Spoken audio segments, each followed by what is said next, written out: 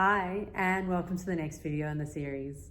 In this video, I will cover with you how I would provide a pricing estimate for a white collar business.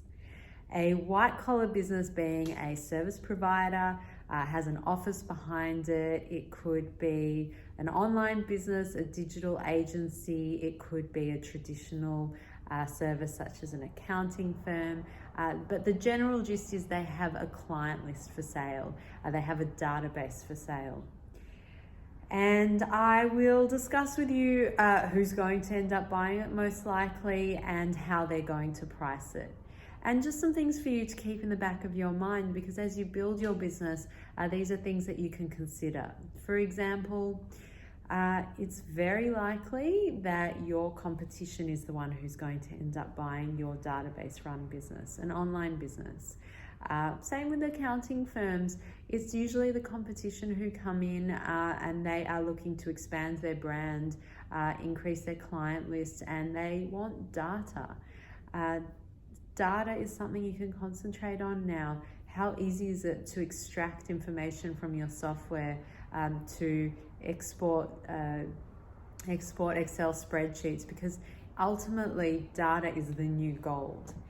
And what is it that you're actually selling is going to help you find the right purchaser, help me match you together. So what are your services? What's the breakdown? What are your liabilities? They're going to be buying your client list, yes, but they're also going to have to pay out your liabilities. That could be your lease, the remaining years, the rent every year. It could be your software agreements. They can be very, very, very expensive. And so, yes, they're going to generate income from your client list, but they're also going to have to pay out all your software agreements or your rent. So there's some things to consider as you're building your business, as you are putting the foundations in place ready to sell at some point, whether it be to move on to a new venture or to retire with some extra money in your bank account. How easy is it for us to understand and grab the data and sell it on? And what are your commitments? And then as far as pricing goes, when you are clear on on what's for sale, because the data is clear, we're talking multiples. Multiples not like you see on the stock exchange where you might see 20. In small to medium business, we're talking one conservatively speaking, revenue of 1 year to 2.5. And what that means is you will, if you have an accounting firm, for example, and it's earning $1 million a year, you can estimate that if you sold it for 1 year of revenue, it would sell for $1 million. If you sold it for 2.5 years of revenue, it would sell for $2.5 million. Now, that's a very big spread. The difference between 1 million to 2.5 million is huge. So what is it that really changes and skews it to either side? And that's the terms. So have you considered, how comfortable are you with your competition rebranding your business under their name? If that's not ideal for you, would you want to go into partnership? How do you feel about someone else having a majority shareholding in your business? If everything is great and you're happy to hand it over, do you want to do an earn-out period?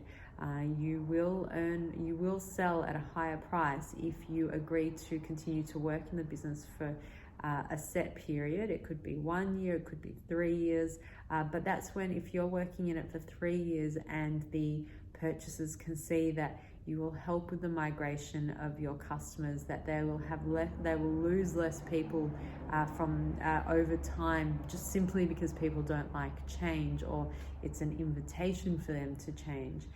If you're willing to earn, say, 60-70% of the purchase price, maybe even 50% of the purchase price on settlement on the day it sells, and then the rest over a 12, 24, 36 month period, you're much more likely to get that 2.5 years, as opposed to if you want to sell, settle, take the money and say goodbye, on to my next adventure.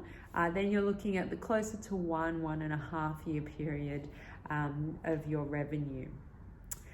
So that is very briefly speaking about how we would price a white collar business, a service-based business, an online business. It's very broad. You're welcome to ask any questions in the comments or reach out to me, and we can discuss your services and the value of each of them. And yeah, I look forward to hearing from you and any questions you may have. Thanks. Bye.